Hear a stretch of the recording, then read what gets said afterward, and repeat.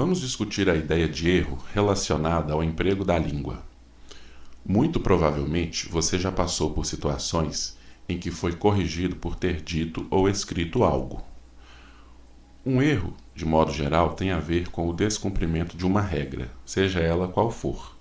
Por exemplo, ultrapassar o sinal vermelho é um erro que desrespeita uma regra de trânsito, o que pode acarretar consequências graves, como acidentes. Em matemática, o erro também é algo bem definido. Ao resolver uma conta, ou você erra ou acerta. Não tem meio termo. E calcular errado pode ser um problema.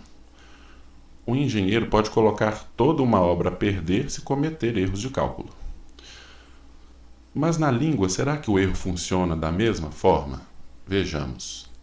Escrever pessoa com C cedilha é considerado um erro, porque, de acordo com as convenções ortográficas, pessoa se escreve sempre com 2 S's. Não há outra opção. Escrever sem acento a palavra está, como em ela está feliz, também é um erro. Até porque tirar o acento dessa palavra a transforma em outra, a palavra esta. Assim, é necessário fazer as devidas adequações às convenções da escrita. Mas vamos ver agora uma situação um pouco diferente. Na língua portuguesa, há uma regra chamada concordância.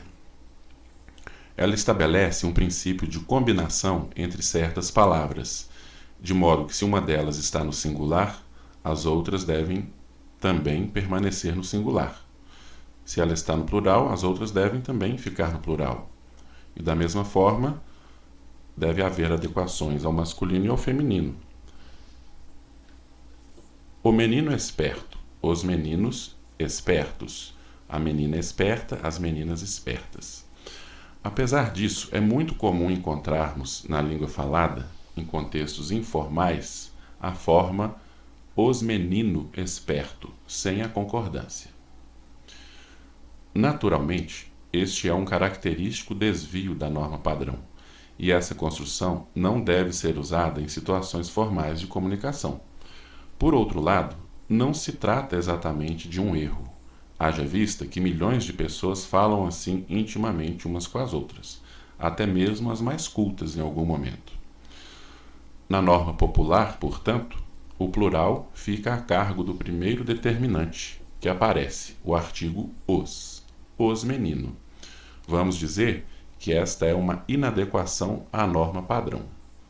Mas se disséssemos o meninos esperto, ou então o menino espertos, aí sim teríamos um nítido erro de português, uma vez que essas construções não existem em nenhuma das variedades da língua. É interessante notar que alguns supostos erros cometidos pelos falantes acontecem quando eles tentam acertar. Vejamos. Os determinantes do substantivo, como você já deve saber, concordam com ele em gênero e número. Algum brasileiro, alguns brasileiros. Alguma brasileira, algumas brasileiras. E por aí vai. Seguindo essa lógica, há quem diga menos brasileiras, como na frase: no evento havia menos brasileiras do que europeias. Em princípio, menos deveria concordar com o substantivo, por ser um determinante dele, mas é uma exceção, assim como o determinante mais. Mais brasileiras, menos brasileiras. O que chama a atenção é que as pessoas que falam menos costumam ser estigmatizadas, ou seja, sofrem preconceitos e são consideradas ignorantes. Por outro lado, os mesmos indivíduos que estigmatizam quem fala menos não sabem que cometem um desvio de norma padrão ao dizerem a casa está toda suja. Ora, a palavra toda é determinante de um adjetivo, suja. Os determinantes do adjetivo não concordam com ele. A casa está muito suja, a casa está pouco suja. As casas estão muito sujas, as casas estão pouco sujas. De acordo com a norma padrão, portanto, a lógica seria dizer a casa está todo suja. Incrível, não é? Você provavelmente não sabia disso. Nem mesmo os falantes mais escolarizados sabem que cometem esse desvio de norma padrão, mas costumam se achar muito superiores a quem fala menos. Outro exemplo muito comum é o emprego do pronome nós depois de preposições. Eles gostam de nós, trouxeram um presente para nós, têm consideração por nós, saíram sem nós, mas eles saíram conosco. Essa construção é uma exceção. Quem fala eles saíram com nós, na verdade, segue a lógica das construções anteriores com o pronome nós após a preposição. Dizer eles saíram com nós não é um erro, é apenas uma inadequação à norma padrão atual. É bom que se saiba, inclusive, que o que é considerado padrão atualmente pode não ter sido o padrão num passado distante, já que as línguas mudam. Observe as palavras a seguir. Na passagem do latim para o português, sofreram uma mudança fonética. O som de L foi substituído pelo som de R. Então, placere virou prazer, blanco virou branco, blando virou brando, clavo virou cravo, plata virou prata. Por causa disso, não discrimine quem fala Flamengo, reclamar, pranta, Cláudia. De fato, algumas regras mudam com o tempo. A palavra dó, no sentido de compaixão, é um substantivo masculino. Por esse princípio, o correto seria dizer: tenho muito dó daquela amiga. Mas há uma tendência muito forte a empregar essa palavra no feminino. Tenho muita dó daquela amiga. Por causa disso, é bem provável que os dicionários futuramente passem a registrá-la como um substantivo feminino. Até porque não existe propriamente uma lógica em se classificar uma palavra como masculina ou feminina quando a ela não está associado um sexo. A palavra mar, em português, é masculina por mero acaso, o mar.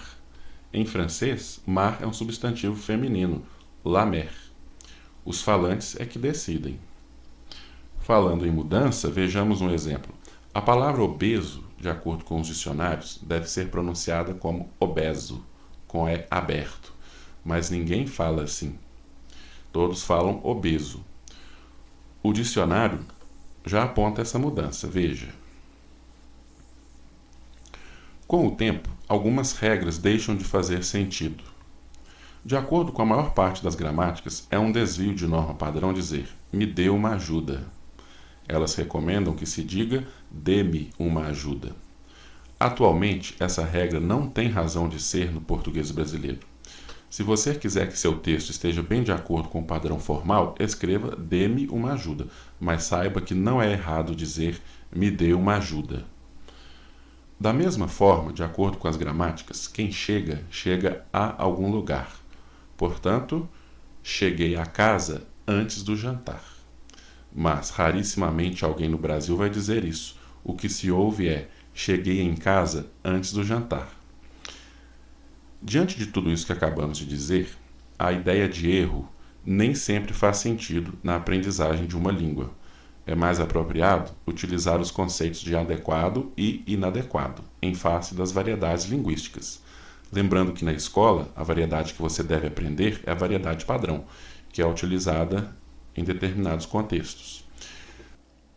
Para esclarecer as noções de adequação e inadequação, vou dar um último exemplo.